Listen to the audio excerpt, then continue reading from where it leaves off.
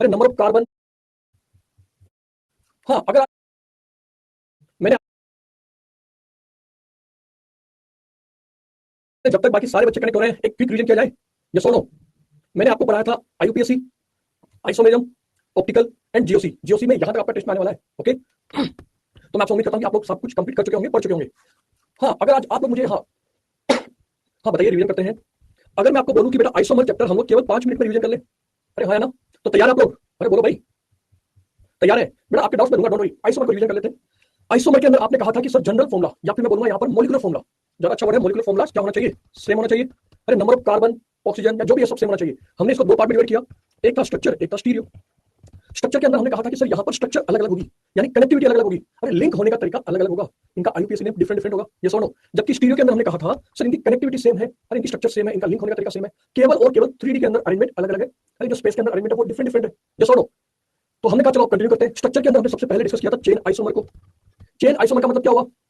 Sir जहां पर principal carbon chain या फिर साइड चेन अलग अलग हो जाए, तो प्रिंसिपल कार्बन चेन के लिए आपको आईयूपीएसी आना चाहिए। आप इसकी नंबरिंग करेंगे परफेक्टली, आपको इसके क्या करने वाले हैं, आईयूपीएसी नेम नंबरिंग कर दो, आपको पता चल जाएगा। तो चेन आइसोमर के बाद हम लोग आए पोजीशन आइसोमर पे, जहां पर हमने बोला था कि भाई पाई बोन, अरे मल्टीपल बोन, सब्स्टिट्यूएंट या फिर फंक्शन की पोजीशन अलग अलग आ जाए। ये सुनो, मतलब पहले आपने क्या किया, जैसे ही नंबरिंग की आपको पता चल जाएगा कि पोजीशन है कि नहीं। कभी ऐसा आ जाएगा कि सर चेन भी दिख रहा है, पोजीशन भी दिख रहा है, तो हमने आपको एक ऑर्डर बताया था, सबसे पहले प्रायोरिटी दी जाएगी एफ को, मतलब फंक्शनल को, फिर मेटामर, एफएमसीपी, याद है क्या? अरे कभी कभी ऐसा भी होता है कि एक कंपाउंड में चेन आइसोमर भी दिख रहा है, पोजीशन भी दिख रहा है। अब मैं क्या करूं? तो बेटा हमारी प्रायोरिटी आने वाली है चेन आइसोमर को, बोला है ना। फिर हमने आपको पढ़ाया फंक्शनल ग्रुप आइसोमर। आपने कहा कि यहाँ पर जो फंक्शनल ग्रुप है वो अलग अलग होने वाला है, क्लियर है? फिर हमने आपको बोला मेटामर। मेटामर थोड़ा सा इंटरेस्टिंग था, आपको याद आना चाहिए। सर पॉलीवेलेंट फंक्शन ग्रुप के रेस्पेक्ट में बात करेंगे, और पॉलीवेलेंट के रेस्पेक्ट में दोनों तरफ डिफरेंट डिफरेंट ग्रुप होना चाहिए, ये सुनो। फिर हमने कहा चलो यहाँ तक तो आपने कंप्लीटली पढ़ लिया। एक छोटा सा कंसेप्ट आपको पढ़ाया गया था डीयू का, जिसके लिए आपको बोला गया था कि फॉर्मुला याद होना चाहिए C+1। कितने बच्चे हैं जिनको फॉर्मुला याद है? घर पे ही रिकॉल करिए, C+1 H+X - n/2। बोलो, अगर आपको फॉर्मुला याद है तो आप आराम से किसी भी कंपाउंड का डीयू निकाल सकते हो। फिर मैंने आपको नंबर ऑफ स्ट्रक्चर बनाना सिखाया था, जहां पर आई थिंक आप लोगों ने एक पेज बनाया होगा और उस पेज पे लिख लिया होगा सर C4H10 के अंदर कितने आइसोमर बनेंगे, ये सुनो। फिर हमने कहा C5H12 में कितने डिफरेंट डिफरेंट आइसोमर बनेंगे। साइक्लिक वाले के लिए जब हम लोग गए C4H8 पे, तो हमारे पास में दो टाइप के कंपाउंड बनते थे, साइक्लिक और एसाइक्लिक। तो हमें थोड़ा सा ध्यान रखना है, एग्जामिनर साइक्लिक पूछ रहा है, एसाइक्लिक पूछ रहा है, टोटल पूछ रहा है। फिर हमने आपको कुछ बेंजीन वाले कंपाउंड बताए थे, जहां पर हमने बेंजीन के अंदर आपका डीयू बताया था 4, और हमने कहा था कि भाई डीयू जब 4 आएगा तो हम बेंजीन वाला बनाएंगे। तो जनरली आपने कहा कि सर ऑर्थो मेटा पेरा तो बनता हुआ दिखेगा, लेकिन मैंने एक स्पेशल केस लिया था NH2 वाला, ये सुनो, जहां पर 5 आइसोमर बन रहे थे।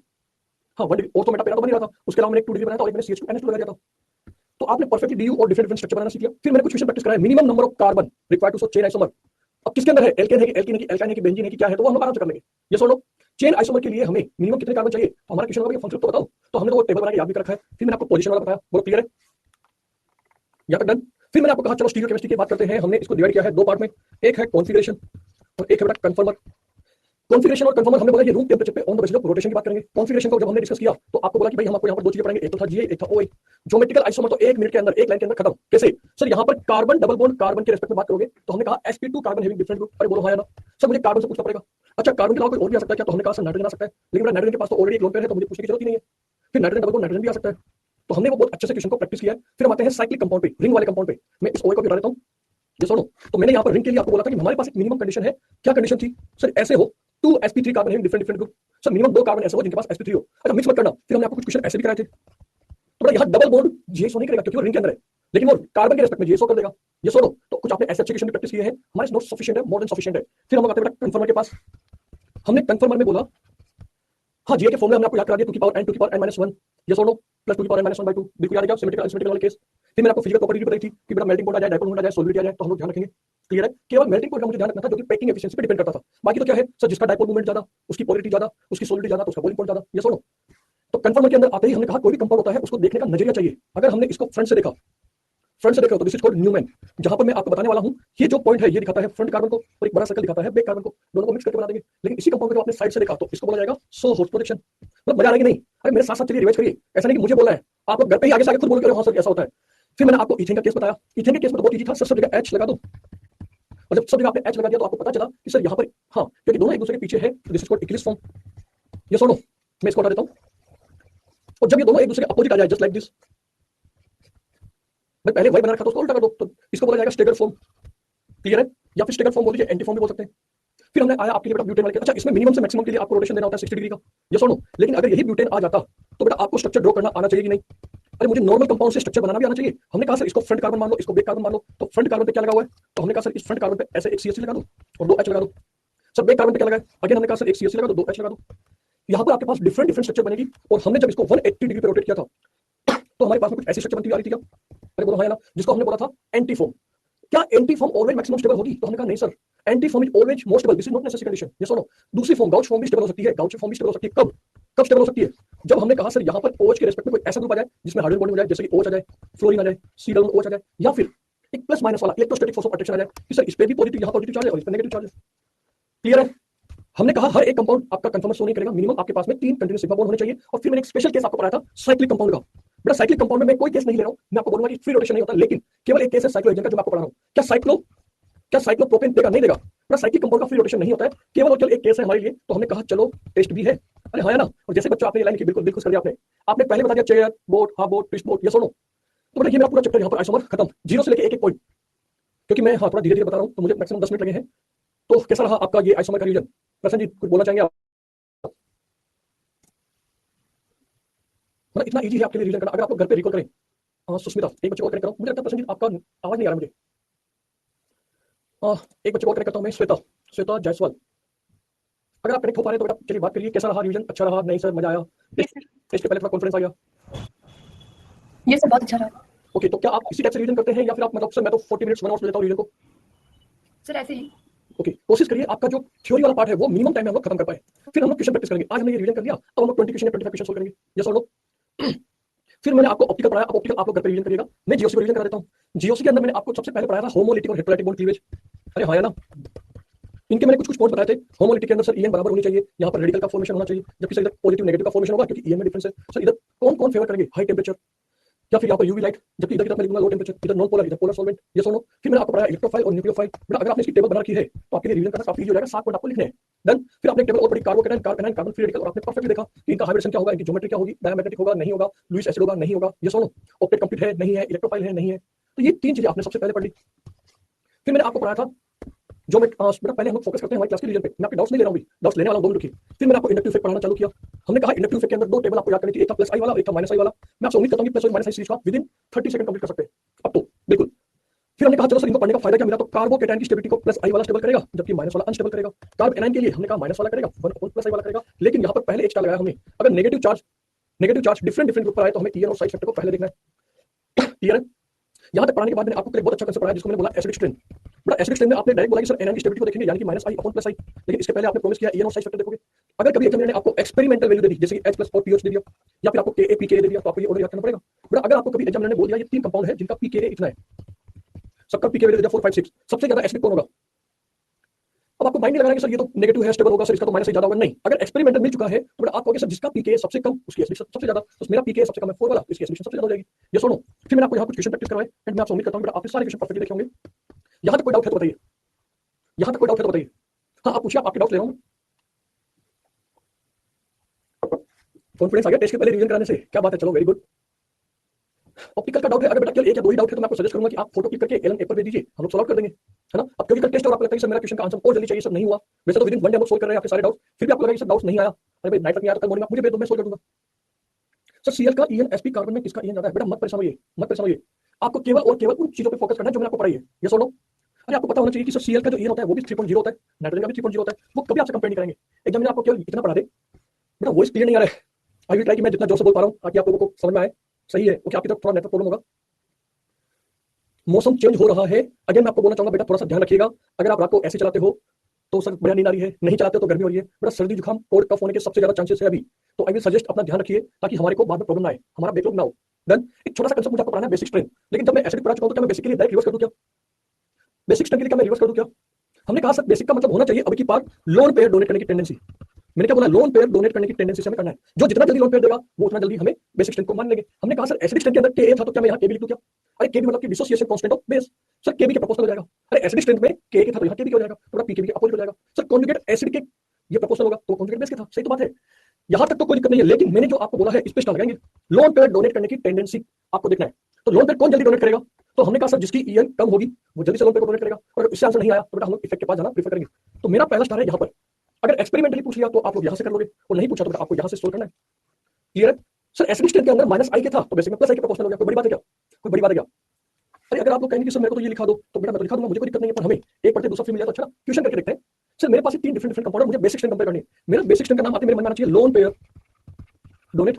कौन है जो लोन पेयर को इजीली डोनेट कर सकता है? सर यहाँ पर लोन पेयर किसके पास है? नाइट्रोजन के पास। यहाँ किसके पास है? नाइट्रोजन के पास। यहाँ किसके पास है? नाइट्रोजन के पास। अब आपके मन में आना चाहिए सर कौन सा कंसेप्ट बनाऊं, कौन सा नाइट्रोजन अपना लोन पेयर जल्दी से डोनेट करेगा?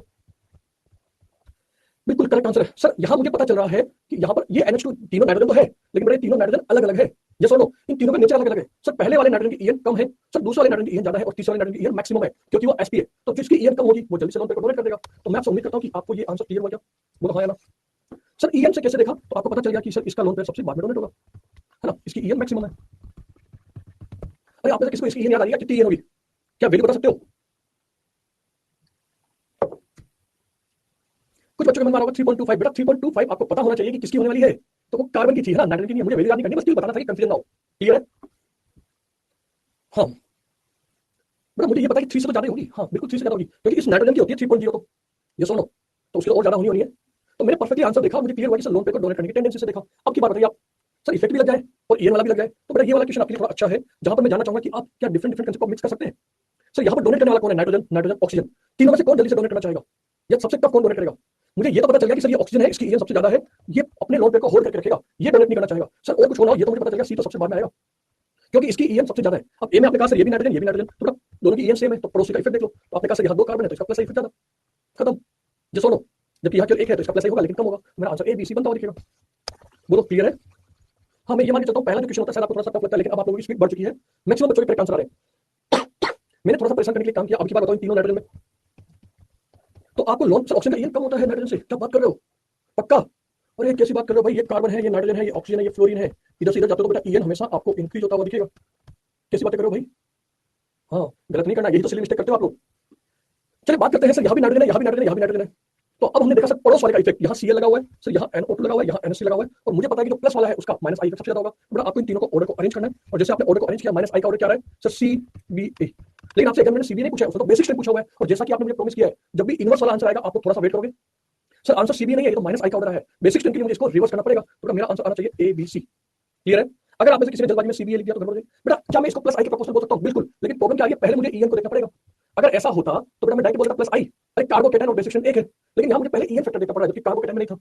कार्ब एनायन और बेसिक स्ट्रेंथ एक जैसा बोल सकता था, लेकिन बेटा वहां पर पहले मुझे EN और बहुत सारे फैक्टर देखने पड़ रहे हैं, थोड़ा सा डिफरेंस है।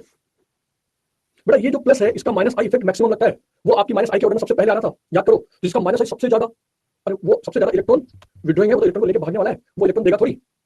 ये सुनो, तो हमने क्या याद किया? बेसिक स्ट्रेंथ के लिए रिवर्स कर देंगे। तो ये बहुत इजी है आपके लिए, आप लोग परफेक्टली इनको देख सकते हैं। बेसिक स्ट्रेंथ में बहुत ज्यादा क्वेश्चन नहीं बनते, लेकिन मैं चाहूंगा बेटा आपके मेडिकल पॉइंट ऑफ व्यू से एक छोटा सा कंसेप्ट पढ़ना चाहूंगा। ये आपके टेस्ट में, मेजर टेस्ट में हर बार कहीं ना कहीं बेटा, पहली बार देखो नीट भी लिख रहा हूँ, 5 स्टार भी लगा रहा हूँ, और मैं इंपोर्टेंट भी लिख रहा हूँ। अगर मैं आपको बोलूं कि इस क्वेश्चन में ऐसा स्पेशल बात क्या है, केवल और केवल मैं 1 डिग्री 2 डिग्री 3 डिग्री एमआई की जब बात करता हूं, इनका आप मुझे बेसिक स्ट्रेंथ का ऑर्डर बताओ, इनका बेसिक स्ट्रेंथ का ऑर्डर बताओ। इसको मैं बोल सकता हूं 1 डिग्री, ये 2 डिग्री और ये 3 डिग्री है। तो मुझे पता है कि सर जो 3 डिग्री वाला है वो सबसे ज्यादा बेसिक होने वाला है, क्योंकि इसके बाद में 3 R ग्रुप है, इसका प्लस आई इफेक्ट सबसे ज्यादा होगा सर, 1 ग्रुप, 2 ग्रुप और 3 ग्रुप, तो प्लस आई मैक्सिमम है। जबकि सर यहाँ पर 2 ही ग्रुप का प्लस आई इफेक्ट लग रहा है, जबकि यहाँ केवल 1 लग रहा है। तो बिल्कुल सही बात है, लेकिन क्या होता है यहाँ पर कहानी में ट्विस्ट आता है। क्या ट्विस्ट आया अब देखो, वही तो बात बतानी थी। अगर एग्जामिनर आपको बोले कि मुझे गैसियस फेज में या नॉन पोलर सॉलिड में चाहिए, तो आपका आंसर एकदम सही है, बिल्कुल सही आंसर है आपका। सबसे पहले 3 डिग्री, फिर 2 डिग्री, फिर 1 डिग्री। ये 3 डिग्री है, ये 2 डिग्री है, ये 1 डिग्री है, और इसको मैं 0 मान लूं क्या फिर? अरे भाई इसको जब 1 2 3 करते हो 0 मान लो। तो आपने जब गैसियस फेज लिया या नॉन पोलर सॉलिड लिया तो आपका आंसर एकदम सही था। लेकिन जैसे ही मैंने 1 2 3 डिग्री एमएस को वाटर में ऐड किया, बेटा वाटर में ऐड करने पर यहाँ पर क्या होने वाला है? आंसर चेंज आएगा। एक्वस फेज में ऐड करने पर, या फिर मैं बोल सकता हूँ पोलर सॉल्वेंट, यहाँ पर क्या होगा आपके पास में? आंसर चेंज हो जाएगा। यहाँ पर एक फैक्टर नहीं लगेगा, 3 फैक्टर लगने वाले हैं। एक है इंडक्टिव इफेक्ट, इंडक्टिव इफेक्ट तो बोलेगा भैया 3 डिग्री 2 डिग्री 1 डिग्री लो, लेकिन दूसरा है सॉल्वेशन इफेक्ट। आप लोग जानते हैं, अगर आपने पीरियड टेबल में या इसमें पढ़ा हुआ है, जो कंपाउंड सबसे छोटा होता है अगर इसको वाटर में डाल दिया जाए, जैसे आपने लिथियम और सीरियम, सो लिथियम याद है ना, LiNaKRbCs, जैसे आपने इसको वाटर में डाला तो जो लिथियम है अब की बार सबसे बड़ा हो जाएगा, जबकि सीरियम तो सर थोड़ा सा ही बड़ा हो पाएगा, क्योंकि जो स्मॉल साइज वाला कंपाउंड होता है उसका हाइड्रेशन सबसे ज्यादा होता है। ये सुनो, तो हमें पता है कि जैसे एक्वस में डाला तो जो सबसे स्मॉल था वो सबसे बड़ा हो गया, और सबसे स्मॉल कौन है भाई? मुझे पता है NH3। तो यहाँ पर आपने परफेक्टली देखा कि सर अब की बार थोड़ा सा आंसर चेंज हो रहा है, केवल और केवल इंडक्टिव इफेक्ट से आंसर नहीं आ रहा है, स्टेरिक हिंड्रेंस और सॉल्यूशन से भी आंसर आने वाला है। ये तीनों फैक्टर मिलकर आपका आंसर चेंज करेंगे। सर कैसे हुआ, क्या हुआ? मेरे वैसे बहुत ज्यादा काम का नहीं है, लेकिन मैं चाहूंगा आपके पास में जो आंसर है वो आपको पता होना चाहिए। सर जो R ग्रुप है, R ग्रुप अगर मैं मिथाइल लगा दूं, मिथाइल, तो मेरा आंसर आया 2 डिग्री 1 डिग्री 3 डिग्री 0 डिग्री, जबकि आपने इथाइल लिया तो आपका आंसर आएगा 2 3 1 0। टोटल 3 इफेक्ट है, स्टेरिक हिंड्रेंस, सॉल्यूशन और इंडक्टिव इफेक्ट, फाइनली आपका आंसर मिक्स हो गया। ये वही वाली कहानी है कि आपको अभी दीपावली के अंदर कुछ शॉपिंग करने जाना है, आप भी चले गए, मम्मा भी साथ में, पापा भी साथ में, एंड आपकी सिस्टर भी साथ में। आप जब आप अकेले जा रहे हो मार्केट में तो आपकी जो मर्जी आपको लेके आ गए, ये सुनो। लेकिन जब आप पूरी फैमिली के साथ में गए, अब आपकी चॉइस नहीं चलेगी। पापा ने कहा ये वाला ले लो, अरे भैया मम्मा ने कहा ये ले लो, सिस्टर कह रही ये ले लो, समझ नहीं आ रहा। ये सुनो, तो पता चला कि हाँ टी शर्ट अपनी चॉइस के लिए आए, जींस अपनी मदर की चॉइस के लिए आए, तो थोड़ा सा गड़बड़ होता है कि नहीं? तो ये जो आंसर है ना बेटा, ये आंसर इतना ज्यादा आपके लिए स्टार वाला है कि आपको याद करना चाहिए। ये आपके मेडिकल के एग्जाम में कम से कम 2 से 3 बार पूछा गया, आईआईटी में 5-6 बार आ चुका है। तो इसको याद कराने के लिए मैं जनरली अपने बच्चों को एक छोटा सा वर्ड बोलूंगा। मिथाइल एक छोटा नंबर है, मिथाइल एक बड़ा नंबर है। तो हमने जब इसको एनालिसिस किया तो क्या मैं ऐसा लिख सकता हूं कि 2 डिग्री और 0 डिग्री तो दोनों में कॉमन आ रहा है? बोलो हाँ या ना। सिर्फ 2 डिग्री और 0 डिग्री तो दोनों में कॉमन आ रहा है, लेकिन अब यहाँ पर क्योंकि स्मॉल है तो मैं लिखूंगा 1 3, जबकि यहाँ एक बड़ा नंबर आएगा तो मैं लिखूंगा 3 1। तो ये ऑर्डर मुझे याद करना है। तीनों फैक्टर ने मिलकर जो काम किया उसका आंसर ये आया। सर क्या हुआ? इंडक्टिव सॉरी इंडक्टिव इफेक्ट ने तो बोला कि मेरा आंसर आप ये लेके आओ 3 2 1 0, लेकिन हैंड टू हैंड आपके पास में स्टेरिक फैक्टर भी था, आपके पास सॉल्यूशन भी था, सॉल्यूशन तो ये आंसर लेके आएगा। ये सुनो, अरे जितना ज्यादा छोटा ग्रुप उतना ज्यादा सॉल्यूशन। तो ये कह रहा है ये आंसर, ये कह रहा है ये आंसर, और स्टेरिक इंडेक्स और कुछ अलग बोलेगा। तो बेटा नेट जो मेरे पास रिजल्ट आया वो ये है। क्लियर है? तो ये मुझे याद करना है। अगर एग्जामिनर कुछ भी लिख के ना दे तो मुझे बेटा एक्वस फेज को ही कंसीडर करना है। मेडिकल में और आईआईटी में बहुत बार पूछा जाता है। अगर एग्जामिनर चाहेगा तो आपको क्या करेगा, देखो गलत कराने का टेंडेंसी। ये रहा मिथाइल, मैंने क्या किया, सबसे पहले इसको बोल दिया ऑप्शन नंबर ए, देन मैं करता हूं ऑप्शन नंबर बी के अंदर। ये रहा मेरा ऑप्शन नंबर बी, ये रहा मेरा ऑप्शन नंबर सी। अगर आप लोगों ने ये वाला क्वेश्चन प्रॉपर तरीके से नहीं किया होता तो मुझे लगता है मैक्सिमम बच्चों का आंसर आता सी बी ए। ये सुनो, क्योंकि सर सी के अंदर सबसे ज्यादा प्लस इफेक्ट दिखा है जो कि गलत हो जाएगा, क्योंकि एग्जामिनर ने कुछ भी नहीं लिख के दिया तो आपका आएगा आंसर सबसे पहले सर 3 डिग्री। नहीं, अब आंसर चेंज हो गया, क्योंकि यहाँ पर आप कौन सा ग्रुप ले रहे हो। तो आपने कहा सर मिथाइल है, अरे मैं मिथाइल ले रहा हूं ना, तो ये तो हो गया मेरा 1 डिग्री, फिर 2 डिग्री, फिर 3 डिग्री। अब मेरा आंसर क्या होता है, सबसे पहले 2 डिग्री वाला, तो मेरा आंसर आएगा बी। अब क्या देखें, क्योंकि मिथाइल है तो मेरे पास आना चाहिए 1 यानी ए, और फिर सबसे बाद आएगा 3 यानी कि सी। तो मेरा परफेक्ट आंसर आएगा बी ए सी। इसी की जगह सपोज करो अगर मैंने अब की बार आंसर दिया आपको सबसे पहले अमोनिया, दूसरे में मैंने क्या किया C2H5NH2, सी के अंदर मैंने क्या किया C2H5NH C2H5, और डी वाले ऑप्शन में मैंने लिख के दे दिया आपको C2H5 होल ट्वाइस N। अगर आप लोगों ने प्रॉपर तरीके से इसको नहीं देखा तो आपका पक्का आंसर आने वाला होगा डी सी बी ए, जो कि बेटा गलत नहीं, सरासर गलत होने वाला है, क्योंकि आपका आंसर आना चाहिए कुछ इस तरीके से। एक प्रॉपर टाइम दीजिए, आप बोलिए सर दिस इज 1 है 2 3 1 0, तो बेटा 2 डिग्री कहां है, तो आपने कहा डी, यहां तक आने वाला है। इसी के डाउट्स लेना चाहूंगा। इसमें तो केवल एक मिथाइल ग्रुप है, इसमें 2 कार्बन है सेम। अरे आप तो नीट 2014 है, 16 वाला क्वेश्चन चेक कर लो, पता चल जाएगा कैसा क्वेश्चन। आप पूछिए। हाँ सर। और या फिर आप चाहो तो यहीं पर एक सेकंड पॉइंट और लिख लो, हो रहा है नंबर ऑफ कार्बन सेम। ठीक है, आप तो ये पॉइंट नोट कर लो। Okay sir. और कोई डाउट? नहीं सर, यही था। ओके, चलिए बेटा, और किसी बच्चे को कनेक्ट होना है, कोई बात करना चाहे, कोई चीज आपको हेल्प के लिए चाहिए, सर मेरे को तो क्वेश्चन प्रैक्टिस करना है, क्या करूं कैसे करूं, और भी कोई हेल्प चाहिए तो बताइए। समझ में आ रहा है, मजा आ रहा है, कंसेप्ट क्लियर हो रहा है?